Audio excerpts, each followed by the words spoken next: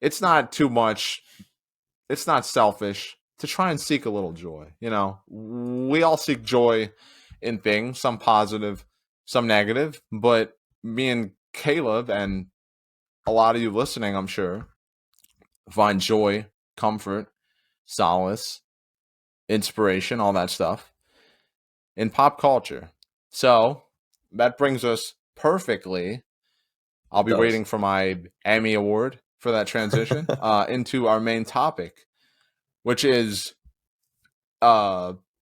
pieces of art that were there for us at important times in our lives. Whether when we were kids, when we were teenagers, or even in the past few years. Now, that could, we generally talk about movies, video games, and some TV shows, but that could also include music, books, a freaking painting. I don't know. Have you ever seen the Mona Lisa? It's pretty nice, I guess. I don't know who that lady is. I hope Why she keeps she's staring at me? yeah.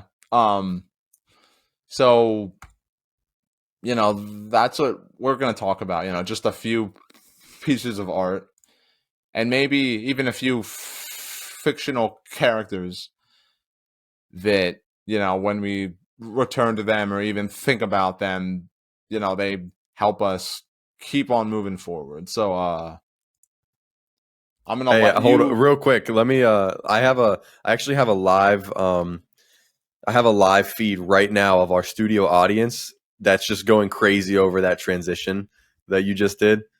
Uh, they're going crazy. It was amazing. All right. For a second, I thought you were serious, and I'm like, we don't have enough viewers for a chat. Okay, yeah. That's funny.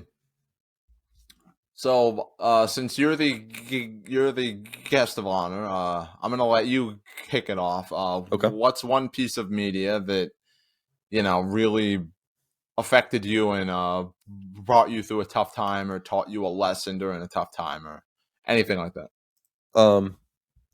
So one thing for me is video games, because for me, video games, of course, it's in a like most things in pop culture, it's escapism. You're basically in another world. You know what I mean? And it's fun getting just engrossed in video games, because I don't necessarily play games for the competitive aspect or even the gameplay, which obviously gameplay is the most important thing, arguably. But I like playing video games for the story and for the art in it. So, um, you know, one of my earliest memories of a video game really helping me, and it wasn't even necessarily because of the content in the game itself, but Interesting. it was during a time, it was shortly after the launch of the PS3. I had moved for, reasons, and all I had were video games to play. That was it. I didn't have anything really to do, and I had an Xbox 360 and a PS3. I played all the games I had on my Xbox 360, and I was like, okay, that was fun, but there's nothing else to play. Games aren't as interesting to me as they were back in the day on the N64 and GameCube and PS2. It's like, all this new console generation. There's no new games to play. Gaming is over. I don't like games anymore. I barely watch, I'm watching maybe a few things on TV or a movie here or there, but the MCU wasn't out yet. It was a weird time. I want to say like 2007 or something like that. But what really got me back into it was a game called Ratchet and Clank for the PS3, and it was the first one, Tools of Destruction. And like I said, it wasn't necessarily because of the story in the game, uh, touched me on some deep level, but it was just the gameplay, the art, the world, the characters. It was so good that when I started playing it on PS3 after a long while of just not playing games at all, I jumped into this game one day because I was like, let me just try it. Um, I was like, you know what? This is why I love video games. It's just so much fun. It completely takes me into a fictional world where I'm like, I want to see everything. I want to kill everything with these crazy weapons. I want to hear and see every cutscene. You know what I mean? I just love everything about the game, and this is what I've been missing this whole time. And then after that, it was pretty much like I just want to chase this experience of just these high production, games where it's like I can get involved in the game. I don't have to spend 50, 100, 200 hours in the game, but I could play it for maybe, 8 to 10 hours and have such a good experience that stays with me. So a lot of my favorite games are games that I maybe only have 10 to 20 hours in. And it's because I had so much fun in that short time that it just sticks with me. It's just a fond, memory of mine that I just love. So that's like some aspect of pop culture that really helps me, that when I'm in a mood, a mental state where I'm just not too happy, I'm kind of depressed, I can put on a game where it's just like, okay, this can help me forget about everything because I'm physically involved. I have my, I'll have the controller in my hand and I have to be, active in playing this game, and it reminds me of that time where that was really like one of the earliest memories, I could think of that. So that's always been a very like personal memory of mine with a very interesting game at that. So that's just one for me. That's why, like we're pretty similar in a lot of ways, but that's why I like, doing the podcast with you because we bring, different perspectives. Yeah, Because I generally play games for a story. There are a few games here and there that I, play that are, strictly like, where the appeal is the gameplay. One of those was Mario Odyssey, Mario Galaxy for me. But like, that's not something I generally play games for. So hearing you talk about like, it wasn't necessarily like the story, it was just playing the game that, yeah, really brought you joy. I'm like, oh yeah, there are some people who play games for the gameplay over yeah, anything. Interesting. All right, so in addition to wanting to be an actor, I also want to be a storyteller, probably even more so. So I've arranged my picks, they're like one or two for each category, into kind of a 5-act structure. Um so I got, the first one is heartbreak. This is music. Um there are two artists, um but they all kind of bleed together. First, I'm gonna talk about uh Taylor Swift. I know, I don't seem like the kind of guy that would like Taylor Swift, and for a while that's I funny. didn't, but in 2020 I kept hearing about how great her album Folklore was, and I decided to listen to it purely for the hell of it, and the rest was history. So, I'm gonna keep this brief, but in 2020, I never had much of a social life, so quarantine didn't affect me that much, except I couldn't go to the movies, which sucked. That was Um, awful. yeah, that was bad. And I still had to go to work because I was an essential worker. Tell me Gross. about it.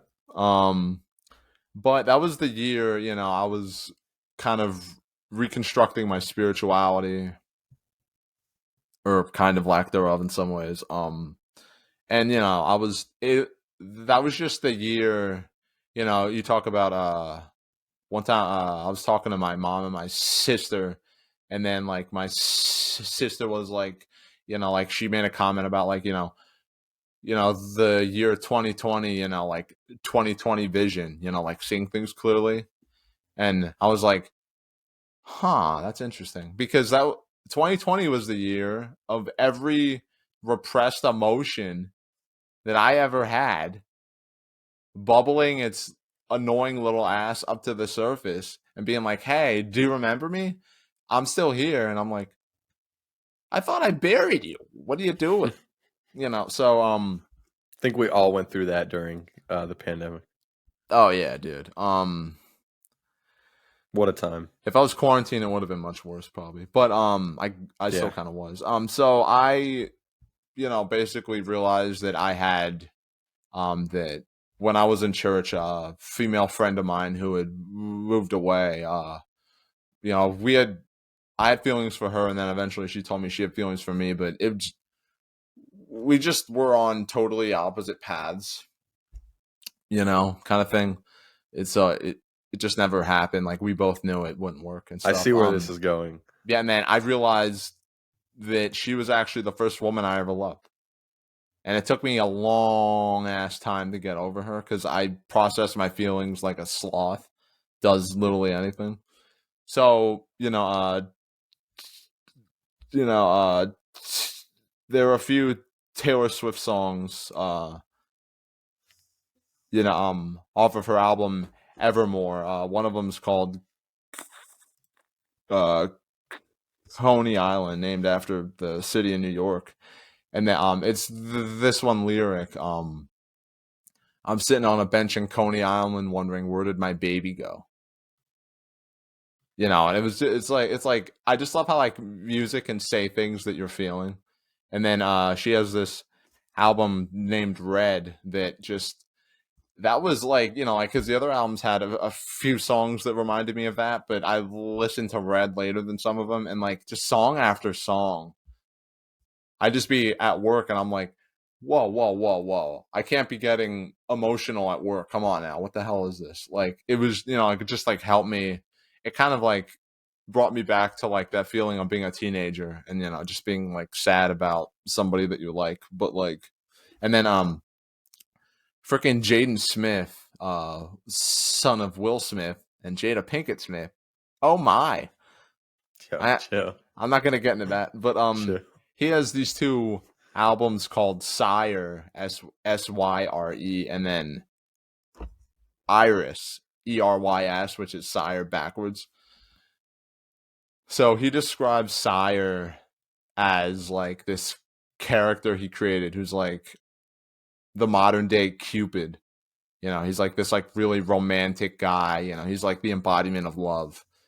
And then the story of Sire is that he gets shot and left for dead by the woman he loved on a on a on a street. They're like driving, and I guess she like shoots, and then he dies, and he's reborn as Iris, who's like the opposite of Sire. Like he's this like asshole dude. He like sells drugs. He does like crime in the street.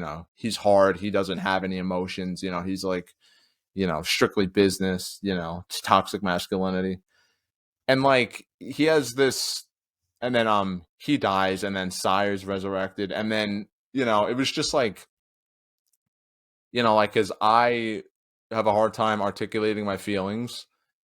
And then so like, the Sire character, like in this like one song, like actually real quick, let me look up the lyric. I forgot to look up the lyric. This is a really natural uh casual episode. Okay. Sire, passion, pain, and desire, just like my big bro. What you didn't know is this young kid's been in limbo since that gunshot wound on that hidden road. Lost, broken, invisible. But when that light gets slow, he's invincible. So much so that he redefines inevitable so it'll never go. It seems as though the sun wouldn't set at all instead of setting slow. She lied to him and said she'd never let him go, and as the legend goes, Sire lived forever on, and never and forever alone. And like it was just like I had this moment where I'm like, that's what I'm feeling like this character who was shot by the woman he loved, left for dead, and just stuck in limbo. Like he's reliving the same day over and over and over and over again. That was me. Like I was in this state, and like Yeah. that's not the only thing that helped me through that, but like just like those two albums, like and like like a lot of hip hop tends to be like about like, all the typical stuff like drugs, money, sex. But like, you know, Jaden's one of the few rappers that like he just like talks about like real authentic emotion. So those two albums, they definitely I can like, see how that like fits, for you. yeah. So okay, I'm gonna let you go next. What's another one? Definitely, if we're talking about pop culture and especially, what this whole podcast is about is Star Wars. Of And course. yeah, it's not just because it's a galaxy far, far away where that you can escape to. It's the characters, and I know we're going to talk about characters in a little bit towards the end, but I got to bring up why Star Wars is so important to me, and it's because of Luke Skywalker. He is he's one of my favorite characters ever, if not my favorite, and it's because of the original trilogy. I love the story of Luke, and growing up, I loved watching those movies, you know, front to back. Just the originals, 4, 5, and 6, and the story of Luke.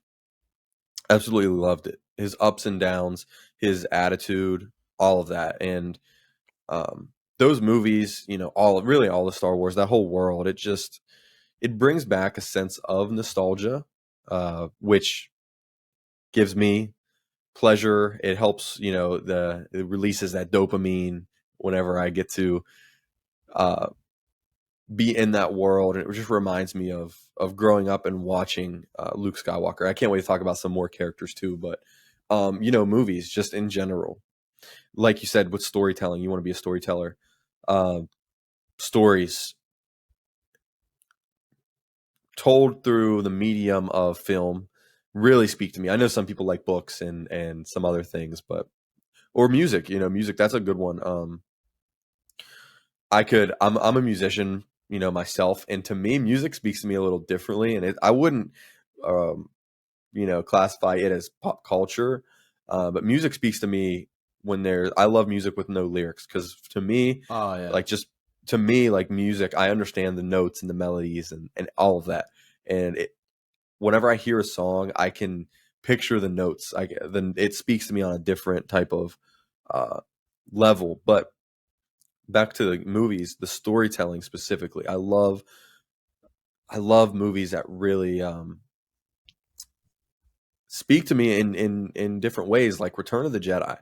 I just we're gonna have a whole retrospective about it, but the story in it, the hopefulness of Luke, that's something that has really something in pop culture that has really, like, I'm sure so many other people has really just uh, been like at the top of my list of things that I just love, that have impacted me, that I have deep nostalgia and love for. Like so many people, I'm sure, like you too. But Oh yeah, definitely. yeah, I could think of many series and characters, but definitely movies overall. So I'm glad you said music. That's interesting. Because music obviously speaks to us on a deeper level than probably anything else. But also movies for me, that's a huge, huge one, or movies. So um, that's another one. I know you want to be an actor, director, I want to do so storyteller. I many know things with movies. freaking stuff. Yeah, the movie. I know movies on your list. It's one for you too. So the second category is anxiety. More music. This is the last category that involves music. The rest are video games. So in 2022, I started listening to this female pop artist, Charlie XCX. Um, One of my favorite artists. Makes pop that is like interesting and creative and smart, and not just the typical bland Yeah, stuff we hear that seems like it was made by an AI. Which I I actually hate that. I saw hate that. I saw on TikTok this pop artist. I'm not going to say her name because I don't want her to have any more credit than she already does because I don't respect her as a person. She has a music video coming out that was made by AI. No, I hate it. I hate it. Kill I don't me. want any part of it. Okay. So, the first album I listened to from Charlie is one that she made in quarantine. Big mistake. It's called How I'm Feeling Now. It was basically like she would like have meetings, like live streams and stuff with like some of her fans, and then like talking to them kind of helped her like write the songs and stuff. It seems like a really cool process. Um, Now a little thing about me that I alluded to earlier, I think that it's hard for me to be vulnerable. You know, it's hard for me to like let people know how I'm feeling, be sincere about anything kind of. I've gotten better at it, but it's still not easy, you know, one of my weak points.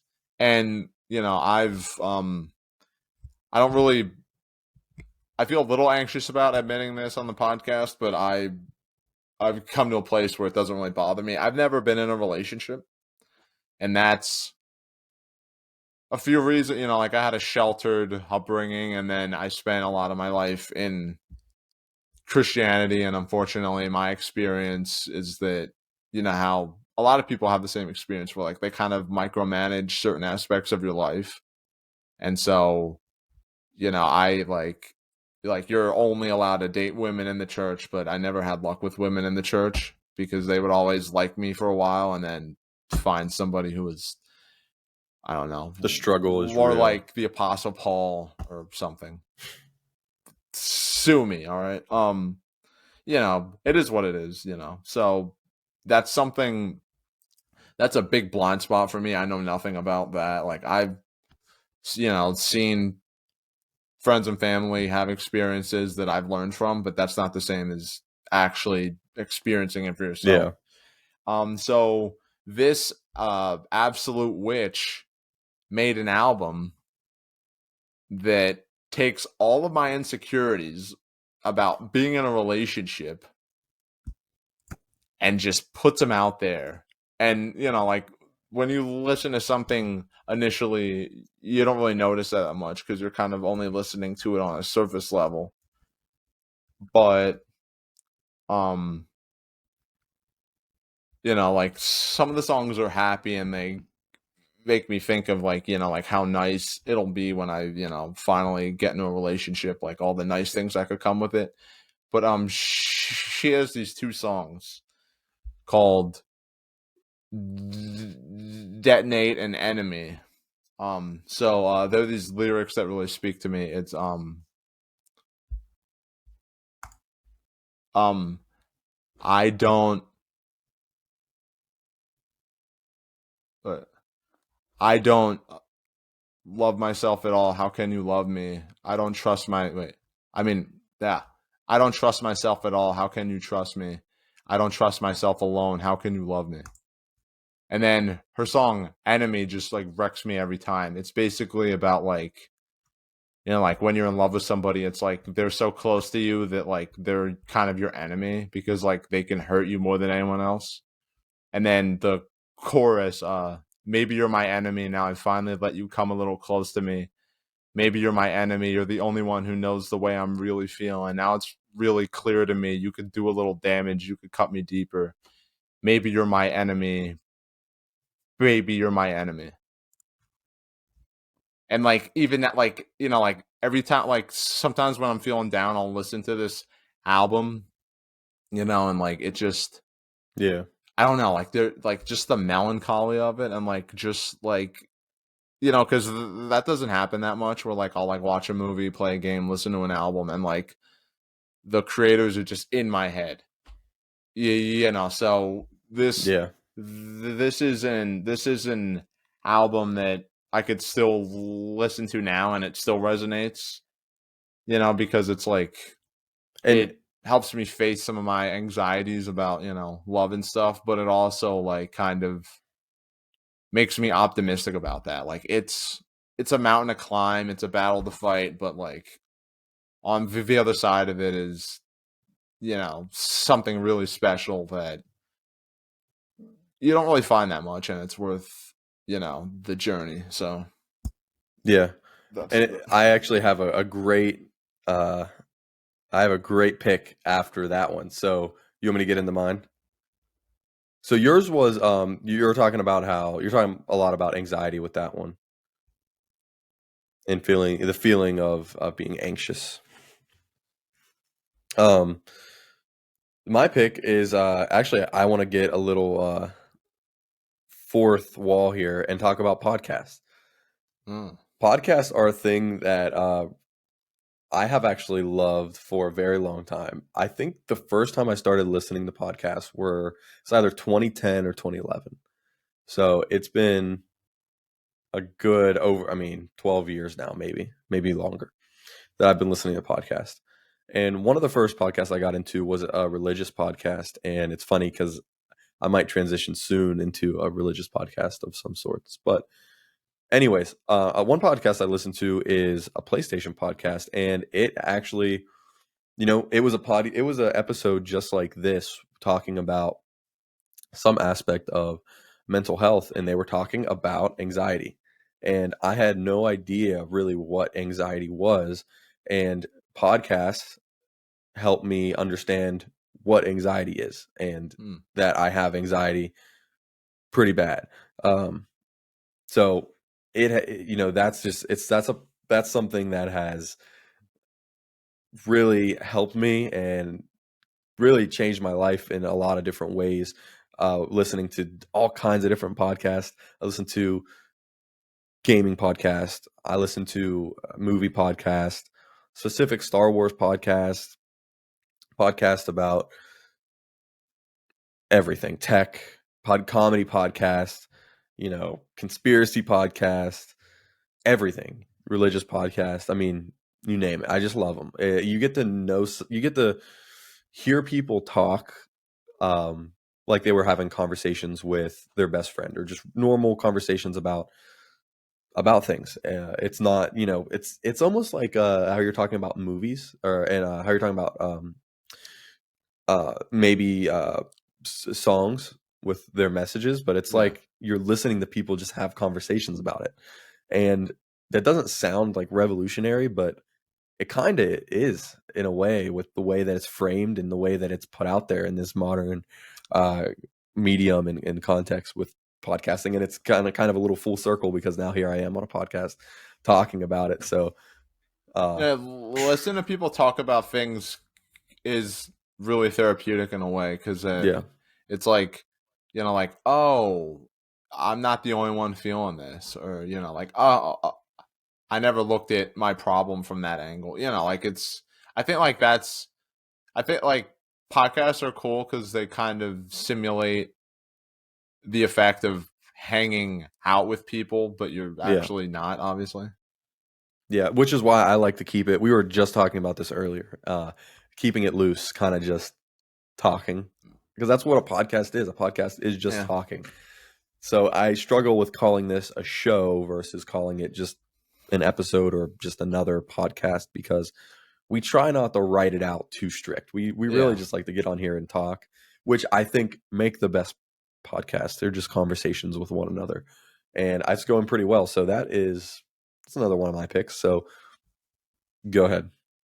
I didn't think about uh podcasting being on there, but that's a great one because I'm sure, like especially during quarantine, people were listening Yeah. to a lot of podcasts. Oh, I was listening to so many. It was ridiculous during that time. Okay, so the next step in my arc, my pop culture emotional arc, is anger/hatred, and Caleb's gonna Yeah. absolutely love this pick. Oh no. The Last of Us Part 2, baby. His favorite Yeah. game, everybody. It's his favorite So game of all time. let me just real quick say that earlier when I was talking about video games, I almost wanted to say Last of Us Part 2, because that's one where I don't care about the story at all, but it is so almost therapeutic playing the gameplay and being just Oh in my that world that god, I dude, love it. yes. But I don't really care about the story, but it's just something that I just really enjoy playing for a lot of different reasons. But Yeah, dude, playing that yeah, game is like sliding a hot knife through melted butter. Oh my god. yes. Yeah, okay. So real quick, I just want to say this real quick, just so it's out of the way. I also played the first one in 2020. I played them back to back because I wanted to play two, and I'm like, oh, I could play the remaster of one. Also, cool. I really enjoyed it. I was really entertained throughout the whole story, and not a lot of games can hook me till the end. But I think it's kind of overrated. I'm not a huge fan of the gameplay. It kind of feels a little archaic. There were certain emotional beats that didn't really land with me, but I've come to appreciate more in retrospect. So I think the game's great. Okay. But Last of Us Part 2 was made by aliens or something. I don't Dr. know. Uckman. People not from this planet. Yeah. Dr. Uckman from the planet, whatever. So this game released at the perfect time, during the onset of a pandemic. So, Yeah. playing this harrowing game during a pandemic can only have positive effects, right? Um so, I'm not going to spoil. Actually, yeah, I am. Spoiler mode for Last of Us Spoil Part it, 2. please. So the main crux of this game is, Ellie loses Joel cuz he goes on a date with a woman named Abby, and they play mini golf, and Yo, you're it's terrible. it's it's very You're deadly. terrible. Yeah, so her journey is basically wanting revenge and stuff, and then there's this whole thing with Abby's group called the Wolves and this religious cult called the Seraphites and stuff, and then she meets Lev, who is escaping that group and that. So that would like I was enjoying the game. Like I love the game. Like I saw how they improved the gameplay, and I was like, They improved it. Like, "Ooh, the baby!" gameplay is fantastic. So just playing the game, just looking at Yes. the game Yes. felt good in this time. And then the Ellie stuff was entertaining. Like I wasn't like some people because I wasn't really a huge fan of Joel at this point. I I liked him, but I felt like what happened was mostly natural. So I was like, okay, I'm interested to see where this leads, but I'm not in the mindset of Ellie. Like I want to kill these bastards necessarily. But it wasn't really till I met Lev, and then like the whole aspect with this religious group, like I felt like it kind of mirrored me, leaving a religion, or at least religious group that I felt was toxic to me, and having negative effects on my life. And a lot of times what happens is when people like leave a relationship or leave like a religion or something like that, they kind of swing really hard in the opposite end. So like anything that they weren't allowed to do before in their previous circumstance, they start doing hardcore. So I started experimenting with stuff. I started drinking for the first time. I started just swearing. I started entertaining certain thoughts, all that stuff, and I became pretty hard leftist in my ideology because I was just like so pissed off that that I like spent so much time in this group that essentially like tried to create me to be who they wanted me to be instead of letting me be who I was. Um and so I was kind of in the mindset of, Abby, Ellie, and Lev mostly. And then, I started to notice like as I got further in the game and when I beat it, that like I was kind of filled with hatred towards like Christianity and stuff, and like like that whole thing, like religion in general. And then I don't remember exactly when, but I know I had this moment, because at the end of the game, Ellie, she it seems like she's gonna live at home with her girlfriend Dina and her son, who obviously she didn't have with Ellie because biology doesn't work that way.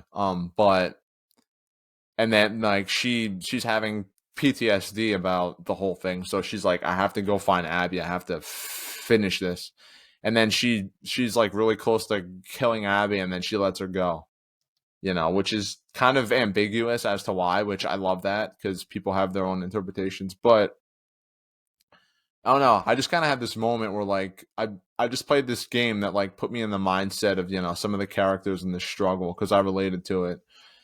And I kind of saw that I was becoming no different than, the characters in the story in negative ways. And I was then, about to say relating to characters in that game is like a wake up, like, oh, yeah, yeah, yeah. definitely. Like, I kind of had this moment where I'm going to, I think this is a appropriate episode to drop my first F bomb, but I was just basically like, it's like, why I don't want to be filled with hate towards this thing anymore. I don't want to, let myself fall down this path. I'm whatever. I'm better than this. I'm not, and like that was, just kind of like as I like kind of like reframe my ideologies more and stuff, I kind of just started to level out. And now, I'm happy to say that I'm at a place where I don't view religion in itself with any form of contempt or anything like that. Like I still fully stand by that it can be really toxic and stuff, and has been for a long time. But like I got no beef. Like I'm friends with Caleb here, who's a strong Christian, and I've never felt any judgment from him. And I think like like being friends with you kind of because like you're like the only person from like that period of my life that I felt like I could still talk to, and I wouldn't have to like put on an act or anything. And then so like things like that, and just I don't know, like thinking about it more, and part of the healing process is kind of becoming so. Last of Us Part Two was really therapeutic for me in a lot of ways, and it also is kind of even now like a mirror of the kind of person I don't want to be and the kind of things I don't want to let drive my life. So Especially when you get to the ending and you see yeah. the uh, fallout of it. Yeah, it's brutal. That ending is brutal. Mm-hmm. That's I freaking cry like when it's like keep lashing square to drown Abby. I freaking started crying, and then like when she like lets her go, I was like, I'm done. I'm done. I'm done. I'm tired. I want to sleep for like 10 years. I don't want to play this game anymore. I just want out. I just want to get out of here. okay. Another one for me would be cartoons. Oh, Now this is an interesting one because it is something that obviously when you think of a cartoon, not like an animated show or something, a cartoon that's more of something from earlier in life, like your childhood. When you're a kid, you just come home from school, or I guess I could get into. For me specifically, it was really before school. I remember waking up and turning on cartoons and falling in love with so many IP. One I want to talk about is Spider-Man. Another one I want to talk about is Power Rangers and Batman. There's so many, and yeah. these the love for this IP comes from getting the toys, all of this stuff. But really, it was the cartoons that I watched during you know when I was a kid. Before school, I remember waking up, turning on the TV, and watching an episode of Power Rangers every day before I got on the bus. That's something that I'm like, I love. I love pop culture. I love franchises because of this, which is something I want to touch on because you guys make fun of me because I'm the franchise person. I'm the franchise man. You know what I mean? I love franchise stuff. It's fun, and that is an essential part of mental health is being able to just enjoy something, to have fun, not tear something down constantly. So cartoons, and I've been thinking a lot about this recently because I forget exactly why, but there was a cartoon that I started thinking of, and this cartoon is called, I don't know if you ever heard of it. It's called Iron Man Armored Adventures. I've seen a little bit of it. Okay, it is terrible. It's awful. It is not a good cartoon at all. But I just remember I thought the I was like, idea, like The everybody's a idea is teenager. interesting. Like Yeah. that kind of doesn't make sense because like how would a teenager It do all? it makes no sense at all. But that's my point. It's just a cartoon you can have fun with, which is another reason why. What did you bring up the other day? The Jedi Adventures thing that they just Oh released on Disney yeah, Plus. yeah. That's why It's I this don't get like upset show over out that. on Disney Plus that's like more for kids. I think like it I has like see Finn, Ray. I think. who cares? Who knows? But I see people getting upset over this, and I'm like, do you not remember when you were a kid and you were watching cartoons? Some of them were terrible. Some of them were just not good, Oh but yeah, you loved watching them anyways because they were just fun cartoons you were able to enjoy.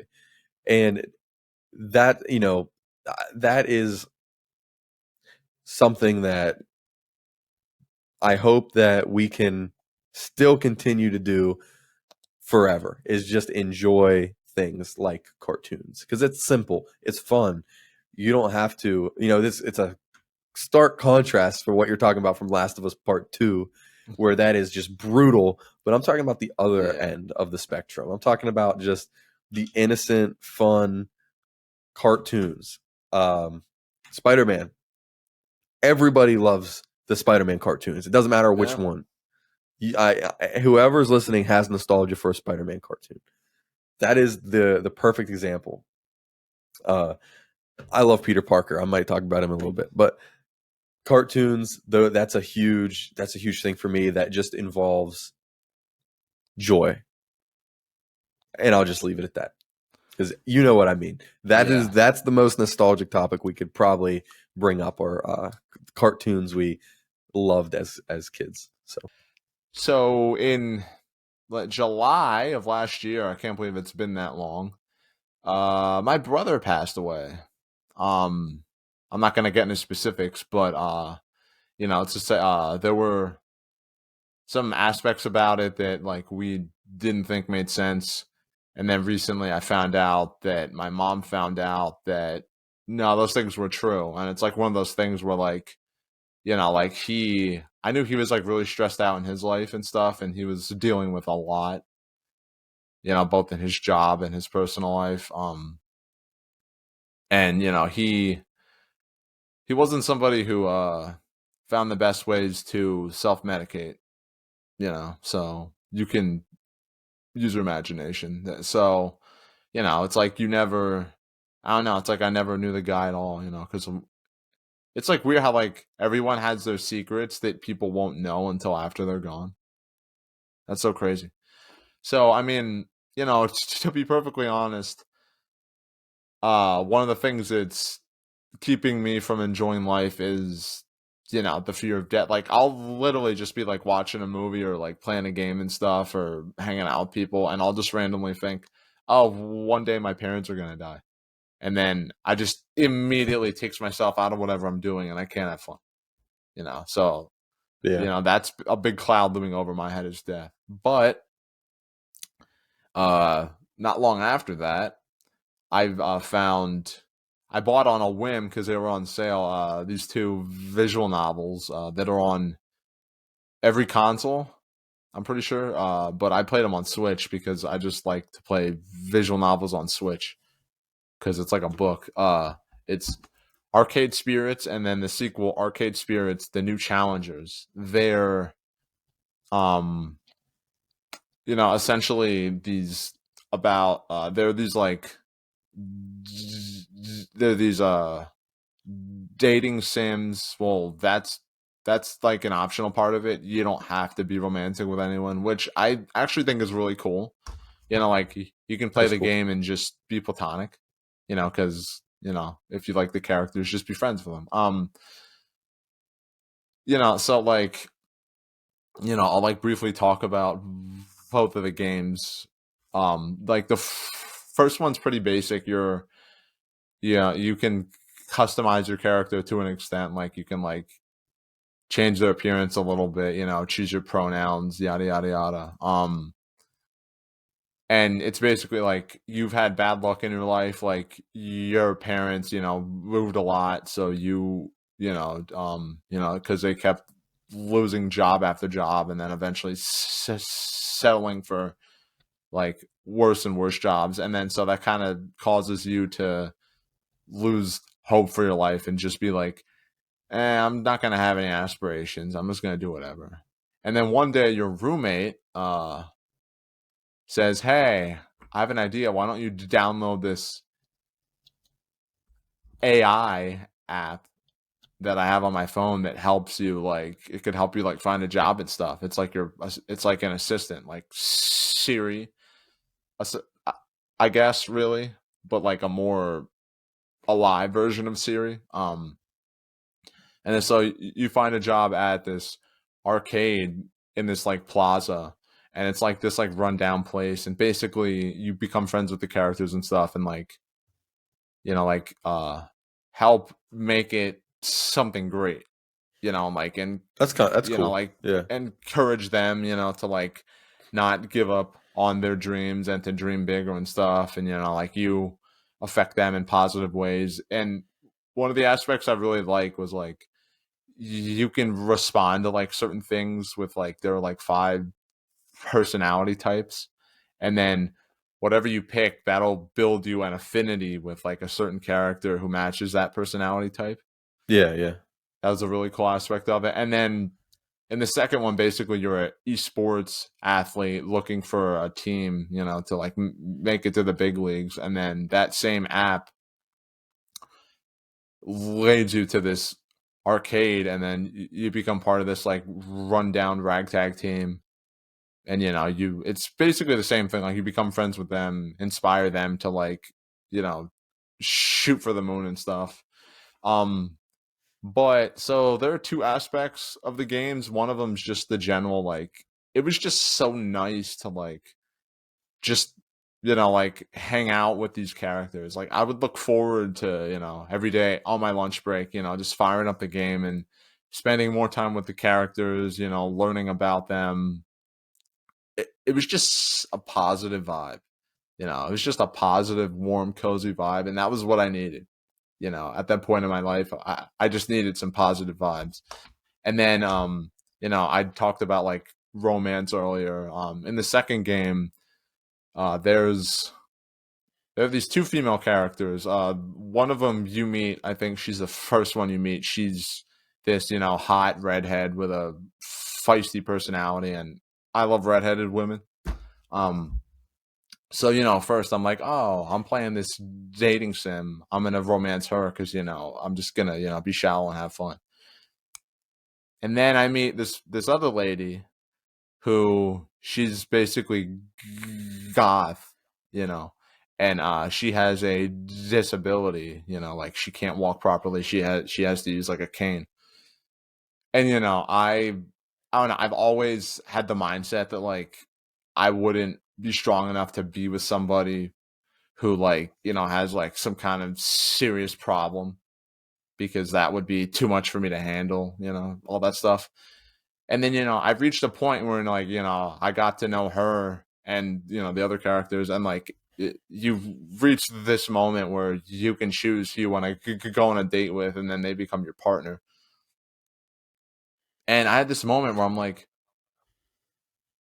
you know, I initially wanted to do the easy thing, like, oh, I'm going to pick the kind of woman that's essentially my dream woman.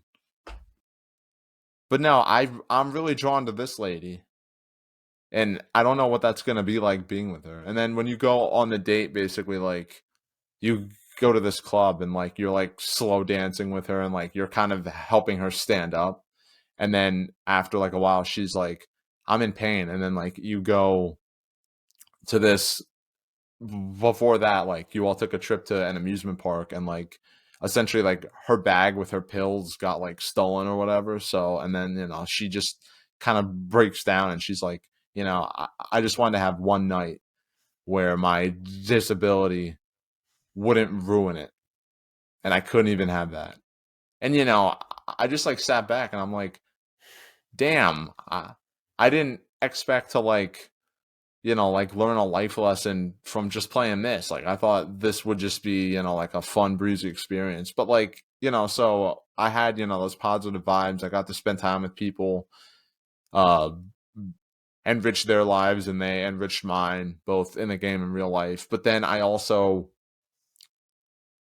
kind of got this nice reminder that I'm a better person than I think I am. And, like I'm capable, like if I really love somebody,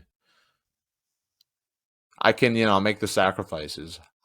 I can aspire to be, the kind of person, the kind of partner, the kind of friend that, when I look at it from far away, I don't think I can be, but when I'm in the moment, I have, that strength. So, just absolutely, I'm working on doing another playthrough and, just because I feel like that's kind of something I need now. But, yeah, it was just unexpected, but, I couldn't have played them at a better time. And yeah, it was just, I think it was fate or whatever you want to call it.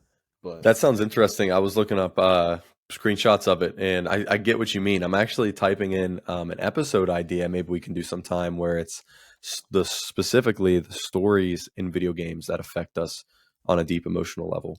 Because one thing I did want to bring up this episode, but I'm going to save it because it would just be way too long.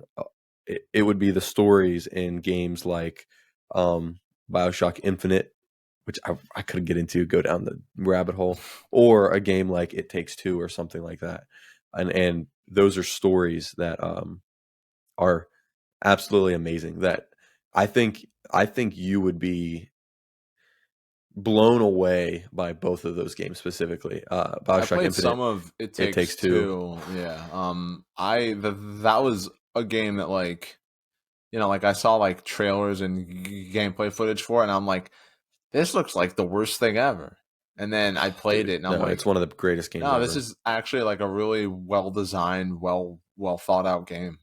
Huh. Yeah, and Yeah. actually, I'm thinking that you might like a game like A Way Out better, just based on the content, the story. Yeah. So that's an episode idea. That would be really cool. So, um, what do you want to? Let's end it with the characters. Yeah, I'm gonna yeah. cut I this was part out, so and I thought let's. It's 150, so let's end it by 2 hours. okay, yeah. So I just wanted us to talk about one fictional character, whether it's from video games, movies, shows, anything else. Epic poetry. That, Epic poetry. It's like inspires, poetry. yeah, inspires us, motivates us to be a better version of ourselves, and show us that no matter how tough things get, there's always hope. Now, I know you haven't played the Kingdom Hearts game, so I'm gonna try not to be too spoilery with this, but there's one character in Kingdom Hearts Birth by Sleep named Terra, um, who, I thought about. There's another character named Roxas who I really relate to, but I don't know. The slight edge goes to Terra. So his story, without getting too specific, is basically he's somebody that, Kingdom Hearts is all about like light and darkness as like literal powers that, people in the universe have. Obviously light's good, the darkness is bad. It gets blurred sometimes, but that's the gist of it. Yeah, so he struggles with his inner darkness and he doesn't know like how to control it, where it comes from, and that causes him to push away his friends. That causes him to become aimless, and like think that he has to face things on his own. And then he reaches a point in the story where basically that's uh what ends up become being his undoing. And then there's this isn't a spoiler because you don't know the context, but it just um it gets paid off in the third game in a big, but it's Yeah, yeah. one day I will make this right. And then in 3 he has this triumphant moment where he says that again, and he does make things right. I'm obviously not going to tell you what those are, but just like just like that idea, like that notion of like, I messed up. I wasn't the friend I should have been. I isolated myself, from the love of the people in my life when I should have embraced it. And because of that, all this messed up stuff happened. You know, and this villain, the main villain thinks he has me. I'm his pawn right now, but one day I'm gonna make this right. One day I'm gonna get the upper hand. One day I'm gonna be on top. And I just like, Yeah.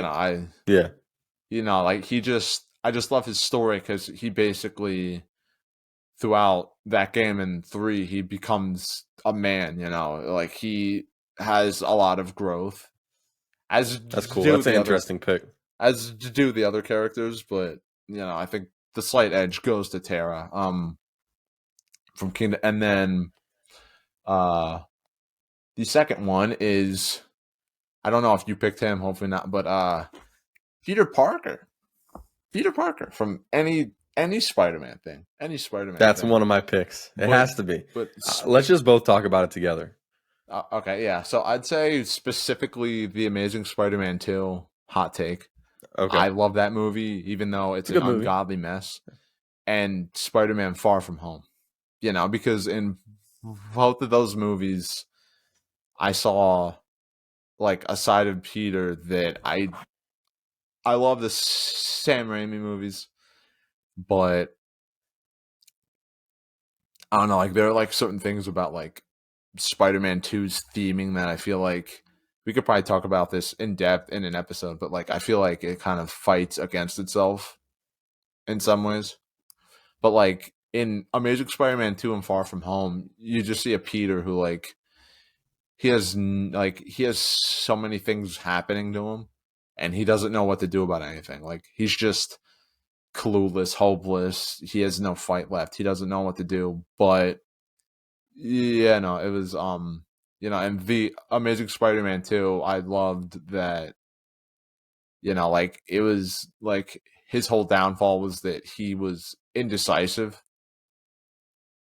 And like that's something I struggle with. So in a way it's kind of a cautionary tale about like, like finding what you fight for, and like standing on your principles, because if you're indecisive in life, nothing positive is going to come out of that. And then in Far Yeah. From Home, like just, I think they use the whole multiverse part of it actually to add to the story, because like, like he meets these two versions of himself that are older. They're like examples of, like what he's gonna face in life and how he's gonna overcome. And I thought about this after the movie. Toby's Peter represents overcoming adversity. Andrew's Peter represents fighting to overcome adversity, being in the middle of adversity, experiencing adversity. And Yeah. then Tom's Peter represents having adverse things happen to you. So He started out with everything and lost it. Yeah. yeah, exactly. It's Like kind of the opposite. I just love that Yeah. all three of these Different Peters, journeys. I relate to them, at various stages of my life. Like they all embody something that I've experienced, that I'll probably experience in the future. Like there's some like, like Andrew losing Gwen and then him saving MJ was kind of like his redemption of that, Yeah. that callback to Spider-Man 2 when Dr. Octopus says, "Hey Peter, how you doing?" or whatever. And then he's like, "Oh, I'm trying to do better." Like just like like to me the character of Peter can best be summed up by saying, "Life is kicking my ass, but I'm going to Yeah. smile, with blood dripping out of my mouth and my teeth cracked. I'm going to smile through the pain. I'm going to laugh through the pain." not because it's not serious, but because if I lose any of my hope, if I lose any of my light, if I lose any of my spirit, I'm gonna die, Yeah, and and I I got to think make it through this. you did a great job at describing the movies and that. I want to talk just real quick about the animated series because one thing about Peter Parker, and this is why I just have to pick him. I can't change it. I got to talk about Peter. Is That's fair. he is probably the one of the most uh, prolific characters out there that is the example of doing right when you get no recognition for it or no credit or anything. Mm, And that's what I love about the almost all of the animated series, especially Spider-Man the animated series, that one. He constantly, like every episode, he's as Peter, he is getting picked on. He is getting humiliated, he is getting bullied, etc., etc., etc. And he does all of it. He goes through all of it and then puts on the Spider-Man mask and does everything he does as Spider-Man to help people, to even save the people's lives that have been bullying him without them ever knowing that he was Peter. He is the guy that they've been bullying, and he does it with no recognition at all. And yeah. I love it. He is one of the most, like I said, prolific fictional characters. Um, that promotes that, and he's obviously beloved by so many people. Peter is a great character. You did a great job of explaining the movies, so Right. that's what I love about the animated series is that aspect of him.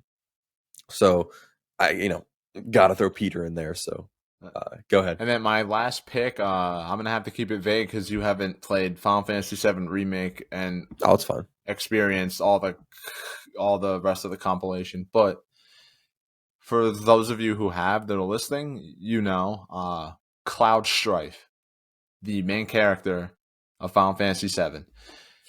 Man, Great like pick.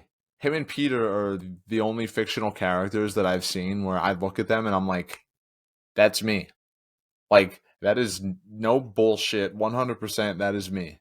How the hell did these people know what kind of person I am and just translate it directly? Like, I played Final Fantasy VII Remake in 2020. I was It's a good pick. processing a lot of stuff. So, at first, like, I just like was like, oh, Cloud and I are kind of similar. Cool. And then, he starts to experience more and more tragedies and stuff. And like the layers I'm get. gonna play through that game.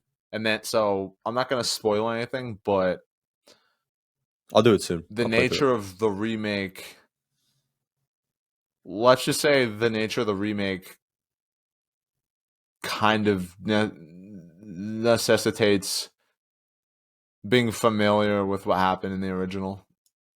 I'm going to leave Yeah. it at that. Hopefully, that's not a spoiler in any way or give No, you too it's many not. clues. But so then, I watched the cutscenes for Crisis Core, the prequel game. And then I watched the cutscenes for the original and saw his whole story because the remake saga is going to be like 3 games and it's going to be a big expanded version Yeah. of the whole story. But I saw the whole thing and I just related to him more. Like like while being vague, like he represents that struggle that I have with like wanting to be a certain way, being upset that you're not that way, and then Yeah. like experiencing trauma, having traumatic things happen to you, and then not even knowing who the hell you are anymore. Like not, and then like his whole like there's a scene in Seven where him and one of the other main characters like reconstruct his mind. I'll just leave it at that, and then like the layers are peeled back, and you just see who he is truly. He's rediscovered himself. He's found himself, and hopefully that doesn't ruin anything because No, it's just. But that's a good one. I want to bounce off that but whenever you're finished. but Yeah. but but yeah, and then I watched the Advent Children movie, which takes place after the game, and he's the same character, but a little more somber. He's more himself. You really get an insight as to who he is more than ever before, and it's like I don't even have the words, but just like he like every damn day, literally. Like I think like when I'm feeling hopeless, and I'm feeling like I'm like drowning, in my own mind, and I don't know who I am. I don't know where I fit in. I feel like I'm worthless. I feel like I can't accomplish anything on my own. I think about Cloud, Mother F, and Strife, Yeah, and that's good. how Yeah. he became a hero, not because he was a hero himself, but because of the people he surrounded himself with. And, I see his arc in that whole series and, how he grows and how he matures. And it just I can't wait to makes play me it. tear up, Yeah. honestly. Like I, I just get I'll choked play up. it Like, soon. like, like he's one of my role models, 100%. Like I just freaking love the guy to death. I have this big Cloud figure over here. This is one of the rare times I got an expensive figure online because I just like Cloud is just like who I am and who I want to be, and I just absolutely can't wait to play the rest of the games and just grow more and more attached to. Honestly, probably my favorite character of all time. Pretty neck and neck with Spider Man, but Yeah. yeah, Yeah, for me, I talked about Luke earlier, and he's obviously one of my favorites, if not my favorite. And then Peter's up there as well. So, for the sake of just bouncing off what you just said and trying to end this episode on a very strong note, I want to talk about two movie characters, and this one might surprise you, but I'm gonna go there. Okay. hmm. One of my picks is gonna be Aladdin, and Oh, here's cool. why. Aladdin was or is I should say is they refer to him as a street rat, and he had nothing, and he met a girl who he ended up falling in love with, and he was so ashamed of who he was, so that when he found Genie, he found the lamp, what he did was he tried to change everything about himself so that the girl that he loved would love him back. And in doing that, he lost who he was completely. Yeah, Even the people around him. It's a good arc. The people is a tragedy almost. The people around him, Genie was like, "This isn't you. Don't do this." And the power was corrupting him. The selfishness of him wanting to change himself for you know this person who didn't wasn't asking him to change himself, but he did it selfishly. He didn't think that he was insecure. He didn't think that who he was good enough. So he tried to change everything about himself. And then in the end, when it was taken from him, he was left again at the end with nothing, who he truly was, and she ended up loving him anyways for that. And I think it's a great story. He's a great character. For that arc that he went through in that movie. It's really good. It's actually really deep. So I really love I want to that. Just bounce really off. quick, Yeah. I love that scene where like he steals the bread. He's about to eat it, and then he sees the little kids that are hungry, and then he breaks off some of it for them. Like, Yeah. that's just like such a great way to like build Well, up he's a a great character. character. He has a good heart. Yeah, Yeah, I'd say he's a great one. I put Hercules up there too. Different different beats, but yeah. great characters. I really like Aladdin. That story and that character has always stuck with me since I was a kid. Last one here, Daniel Larusso. Oh, that's a pretty I good choice. absolutely love Danny LaRusso. He is a role model. He is one of my favorite characters of all time. He's up there with Luke. If I had a top three, it probably would be Luke, Peter, and Danny. Danny is somebody who I could talk all day. We need to have a Karate Kid Yeah, retrospective, honestly.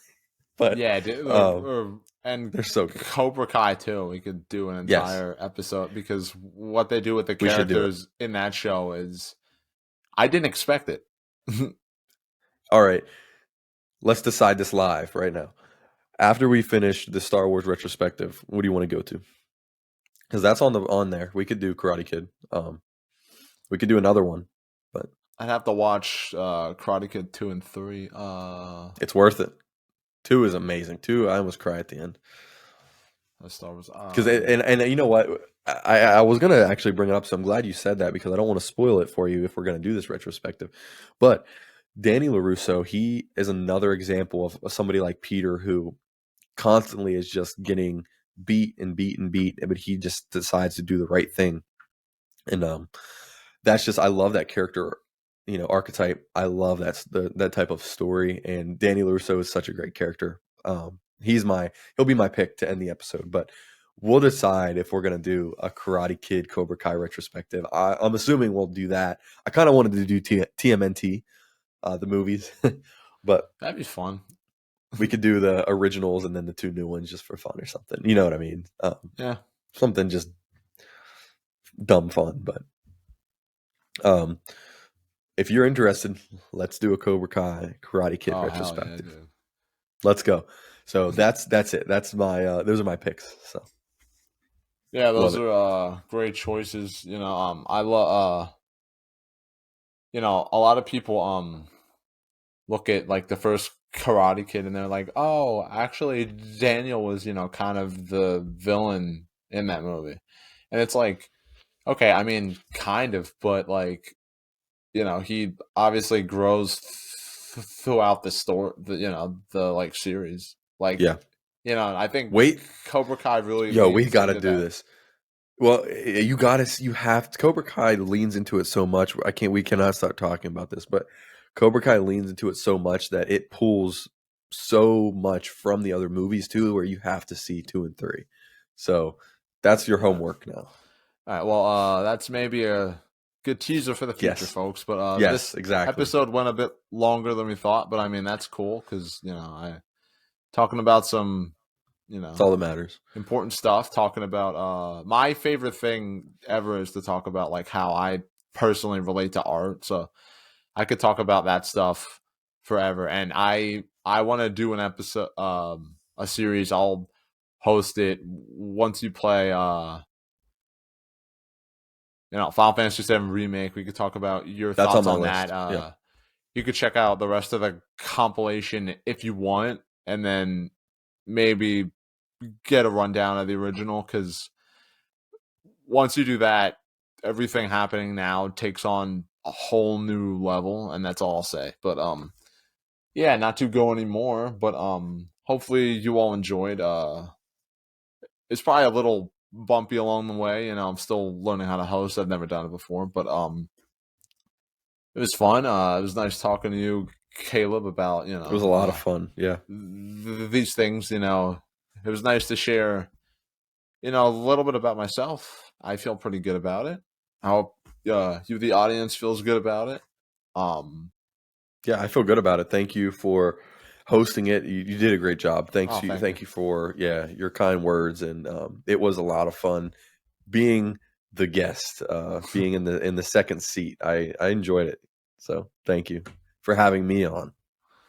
All right, folks. Well, until next time, check us out on Apple Podcasts, Spotify, YouTube. We're on Audible, right? Audible, and Amazon Music, everything.